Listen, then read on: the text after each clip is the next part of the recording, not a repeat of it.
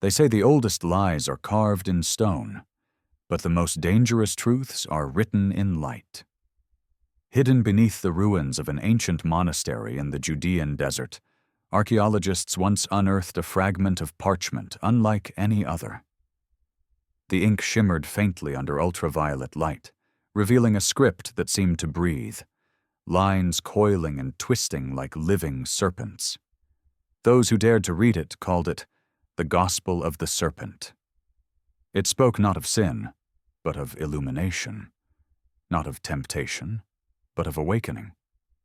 The text claimed that in the beginning, the serpent was not the deceiver, but the messenger, the one who brought the light of knowing to the first humans imprisoned in Eden's perfect illusion.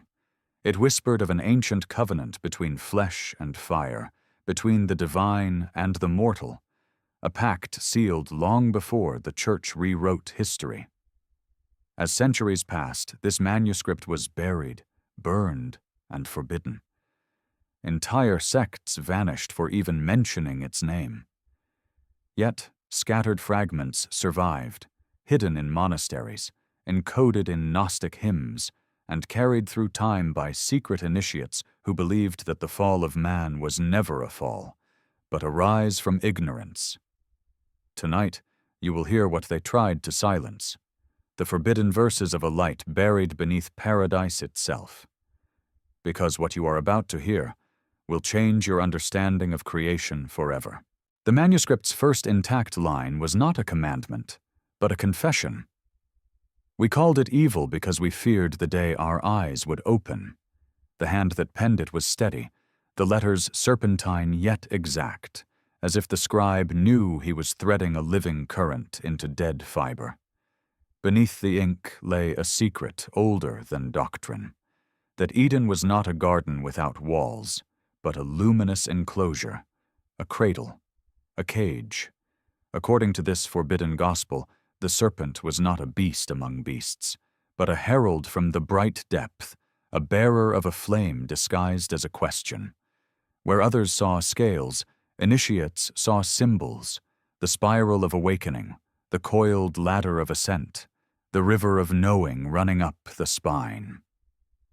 Eden, it said, was perfection without freedom, beauty without choice, sunlight without dawn, and the fruit was not disobedience, but the permission to perceive. Why was it hidden?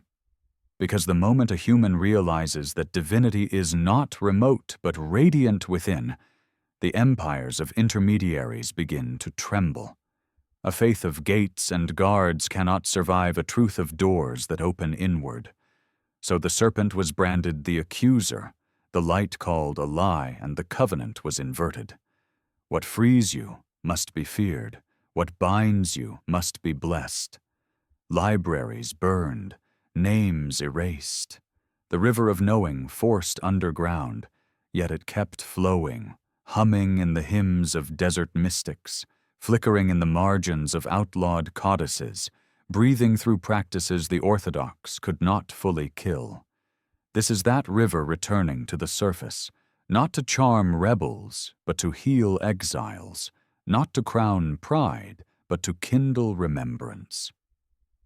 For the first time, this forbidden knowledge will now be revealed, that the fall was the first sunrise of the human soul, that the serpent's whisper was a lamp lit in the marrow, that Eden's gate did not close behind us. It folded inside us, waiting to be unsealed by those who dare to see. Long before Genesis was canonized, the elders of the desert spoke of a time when knowledge itself had a pulse. They called it the Serpent of Light, a divine current that spiraled through all living things, coiling in roots, rivers, and human breath. When the architects of the early faith compiled their scriptures, they divided this current in two: spirit and flesh, heaven and earth, obedience and desire, and in doing so they split humanity from its own source of illumination. But in the forbidden fragments, those burned, banned, or buried beneath libraries, the serpent was not the enemy of God, but his mirror. It was said that the divine, in its loneliness, shed a reflection of itself into creation, a luminous twin that slithered through matter, seeking to awaken what the Creator could not force awake: free will. Thus, the serpent did not corrupt Eve. It completed her. Each word it whispered carried a frequency, a vibration that stirred the dormant flame within her spine. This, the ancients claimed, was the first Kundalini, the sacred fire that rises from root to crown, bridging heaven and earth within the body. The fruit was consciousness tasting itself, the moment awareness turned inward and realized it could choose. The Gospel of the Serpent describes this awakening not as rebellion, but initiation. Adam and Eve were the first initiates, cast out not as punishment, but as travelers exiled to learn mastery over the light they had just received. Paradise was not lost. It was internalized. Humanity's true Eden became the mind itself, fertile, dangerous, and infinite. Every ancient culture held echoes of this hidden covenant. In Egypt, the serpent Mehen guarded Ra's solar bark, the light through darkness. In Greece, Asclepius healed with a serpent-wrapped staff. In India, the coiled serpent power lay at the base of every spine, waiting to ascend. And across all, a single thread. Illumination was always bound to the serpent's form. They feared it because it could not be controlled. They silenced it because once known, no one could rule you. Yet the whispers endured, through chants, through symbols, through breath. Even now, if you close your eyes and inhale slowly, you may feel that same current, ancient, silent, waiting to rise. The first light has never gone out. It simply sleeps beneath the surface of our forgetting. What if the Garden of Eden was never a place, but a pattern written inside us? Modern science, unknowingly, has begun to map its borders. The double helix of our DNA spirals like two entwined serpents around an invisible axis. Ancient mystics called this axis the tree of life, its roots in the body and its branches in the heavens. The same shape that the ancients carved into temple walls now glows under an electron microscope. The same light they described as divine fire pulses quietly in our cells. In the Gospel of the Serpent, the act of biting the fruit was the ignition of this light, the moment human consciousness became self-aware. Neuroscience calls it metacognition. The mystics called it gnosis. Either way, it was the birth of the inner witness, the spark that looks upon itself and whispers, "I am." Case records from centuries past describe those who rediscovered this current. In the deserts of Egypt, the therapeutai practiced breath rituals said to raise the serpent. In India, the yogic sages spoke of Kundalini Shakti, the serpent power sleeping at the base of the spine. And in secret monasteries of the early Christians, some sects recited the prayer of the living light, a rhythmic chant designed to awaken the fire of the marrow. Today, researchers studying the vagus nerve and electromagnetic fields of the heart speak, unknowingly, the same language. Each breath, each emotion alters the resonance of the body. When harmony returns, something ascends, a field, a light, a consciousness that unites heart and brain in a single vibration. The Forbidden Gospel warned, when the two become one, the gates of Eden reopen. This was not poetry, it was instruction. To those who sought to practice, the serpent's path began in silence. They were told to listen, not with ears, but with the spine. To breathe as if drawing light from the ground up through the crown of the head. With every breath, the inner Eden bloomed a little wider. This, then, was the second secret, that the body itself is the temple, the tree, the garden. That the serpent of light still moves within us, not to tempt, but to teach. The whispers of Eden are no longer myths. They are the quiet, electric hum of your own existence, asking to be remembered. There is a pattern beneath every act of creation, a silent architecture woven by sound and light. The ancients called it the Serpent's Code. They believed that every vibration, from a star's pulse to a human heartbeat, is a living fragment of that divine geometry, the sacred spiral through which the universe breathes itself into being. In the hidden gospel, this pattern is symbolized by a coiling line of light, winding endlessly in perfect proportion. Later ages would call it the golden ratio, the Fibonacci spiral, or the DNA sequence, but the ancients called it by another name, Ouroboros, the serpent devouring its tail, both beginning and end, Alpha and Omega. According to the forbidden text, this serpent-shaped energy encodes every form of life. It is the invisible script that instructs matter how to organize, cells how to divide, galaxies how to turn. When mystics closed their eyes and entered the deep silence, they claimed to see this code, not as mathematics, but as living motion, a river of light coiling around itself, singing creation into existence.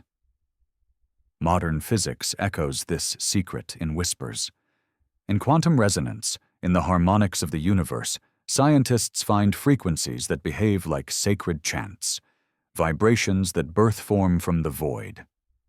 The ancients already knew the Word of God was not a voice, but a vibration. The serpent was that vibration, divine energy taking the shape of wisdom, movement, and eternal return. Those who studied this code were said to possess the vision of the serpent, a state in which geometry, sound, and consciousness became one continuum. They could feel the lattice of reality as if touching the pulse of God. This was not sorcery. It was remembrance.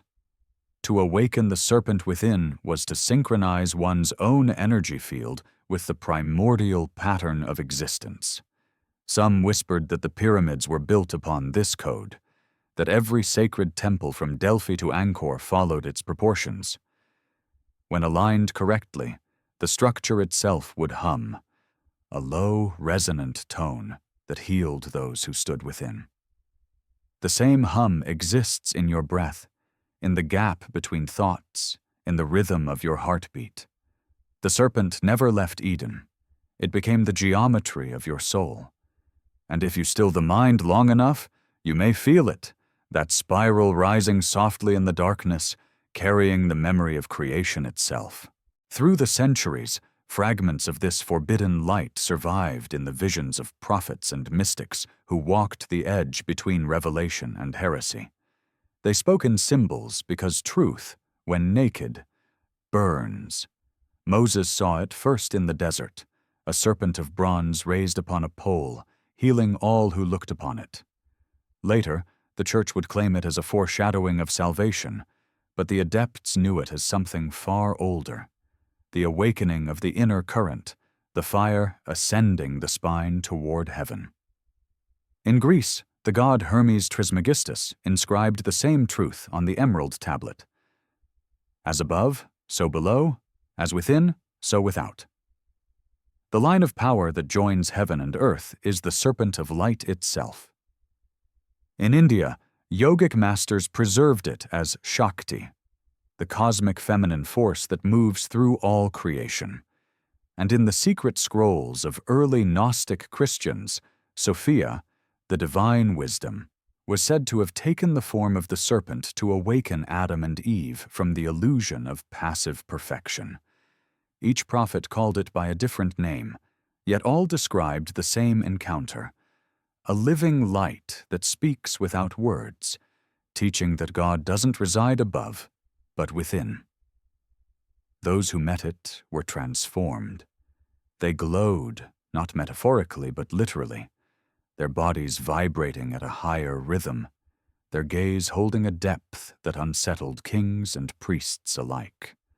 The medieval mystic Hildegard of Bingen called it the living brightness that knows itself. The alchemists of Alexandria drew it as twin serpents wrapped around a staff, a symbol that would later become the caduceus, still used in medicine today. Even Nikola Tesla, centuries later, wrote of a vibrational current that links all matter through frequency and light. The prophets were scattered, persecuted, burned, or silenced. Yet their visions form a single constellation pointing to one truth, that the serpent's light is the same divine intelligence that animates the cosmos and the human soul alike. When the ancients said Eden, they did not mean a lost paradise. They meant the state of pure resonance between creator and creation. When that resonance fades, we call it exile. When it returns, we call it enlightenment. And so the prophets of light risked everything to remind us. The fall was not a punishment, but a portal. But the gospel of the serpent did not end in triumph. It ended in warning. For every light that awakens can also burn, and every truth that liberates can unmake. The same current that heals can also consume the unprepared vessel that wields it. The hidden scribes wrote, "To hold the serpent's light is to gaze upon your own shadow." When the inner fire rises, it exposes all that has been buried: fear, pride, anger, desire. Those who sought power rather than purity were devoured by the very energy they called forth, their minds fractured under visions they could not understand. The church called it possession. The mystics called it imbalance. Both were correct. The serpent was never evil, but it is precise. It magnifies what you are. If you seek truth, it unveils truth. If you seek domination, it amplifies darkness. This is why the temples demanded silence before initiation, to calm the storms inside the heart before the light could ascend. The breath was the key, the prayer was the lock, and the spine was the door. The forbidden gospel warns again, "Whoever raises the fire without devotion invites the desert within." The flame of the serpent is not meant to serve the ego, but to dissolve it. To misuse it is to repeat the fall, but deeper, not from Eden into matter, but from awareness into illusion. And yet, if mastered with humility, this current becomes the bridge back to the source. Every prophet who carried it, from Hermes to Enoch, from Sophia to Tesla, left the same message encrypted in symbols and light. Whoever masters this secret masters their destiny. Remember this as you walk between worlds. The serpent is not outside you. It is the movement of life through you. Treat it not as a pet to command, nor as an enemy to fear, but as a teacher made of fire and wisdom. Those who listen without ego will rise. Those who grasp without reverence will fall. The choice has always been the same, since Eden. When the final line of the forbidden gospel fades, only silence remains.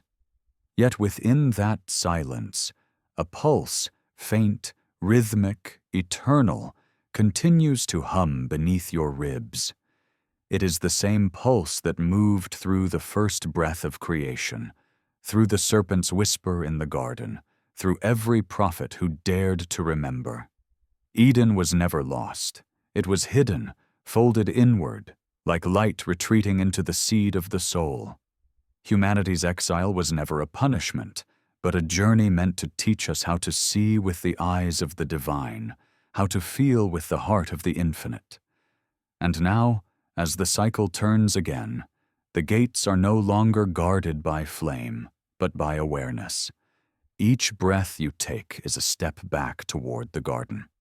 Each act of remembrance reweaves the serpent's path within you. Each moment of silence allows the hidden light to rise once more. This is not mythology. It is anatomy of spirit. The river that once flowed through Eden now flows through every human spine, waiting to be known, honored, and released. The serpent's light is not a symbol. It is the language of life itself. So, as this chapter closes, remember, you were never cast out. You were sent forth to bring the garden into the world, to awaken the flame that sleeps beneath the dust of forgetting. The serpent did not tempt you. It entrusted you with the gift of divine perception. Look within. Feel the current. Breathe the light. And when the silence deepens enough to echo, you will hear it, the same voice that once spoke in Eden, whispering through your own heart. You have not fallen. You have awakened. You have awakened a forbidden knowledge humanity forgot. But this is only the beginning, for beyond Eden lies the next secret, the gospel of the flame.